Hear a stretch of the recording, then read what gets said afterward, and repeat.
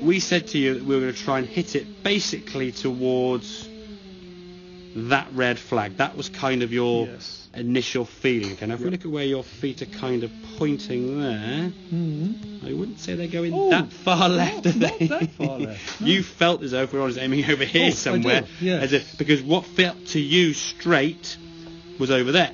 Yep. So therefore, in your head and your mind, how you kind of feel straight towards a target was there with that club, okay, in this direction, was over there.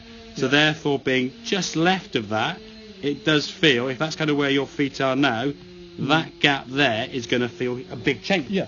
But you didn't realise, I don't think, I'm sure you didn't realise, to be fair, that you were aiming that far right initially.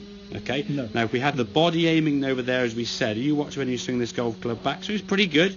Okay? As you start swinging through, now the arm's going to go across the body. You can see the club face now out to it, and look at the follow-through position, right foot staying down, and the arm sort of swinging around to the left. You watch this one here now, same good backswing, okay? Club coming back now.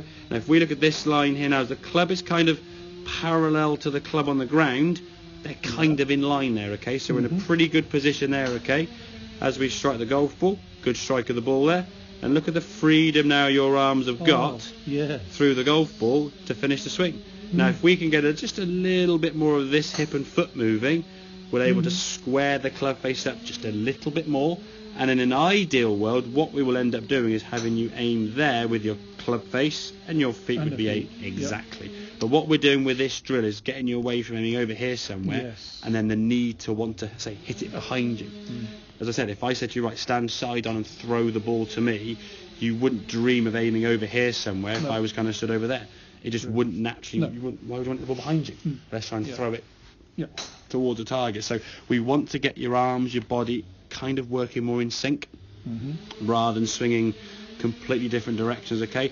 So as a warm-up or a practice swing or whatever, make a few swings where you literally aim your feet over there somewhere, as far left you can, almost like 45 degrees it might feel to you, and then just make some swings feeling as though you're aiming and swinging the club way out to the right. So we're kind of bring that gap together. Whereas before you had feet there, club that way, we're going to go opposite to try and eventually find the middle. Exactly, you kind of were here now. So if your club's aiming there and swinging to the left and your feet are in there, we're going to aim our feet way left and our club face way right. Oh, look, there you go. They're now dead line in centre, okay? So that's kind of the progression we're going to make. And if we can make a few swings, say, kind of range, a simulator, whatever it may be, have a few swings there where you kind of get that feeling of the body being way open, like I say, aiming this way, and your arms just doing this a lot more, as opposed to being here and having to chop into it. Because the second you've got to react to where your arms are going, your weight distribution now is going to go on both toes, which means you're going to lunge forward. Club's going to get even further outside. We step into it, hook it left, shank it, all of the above. And again, coming down that steep, Martin, you're just going to dig in the ground.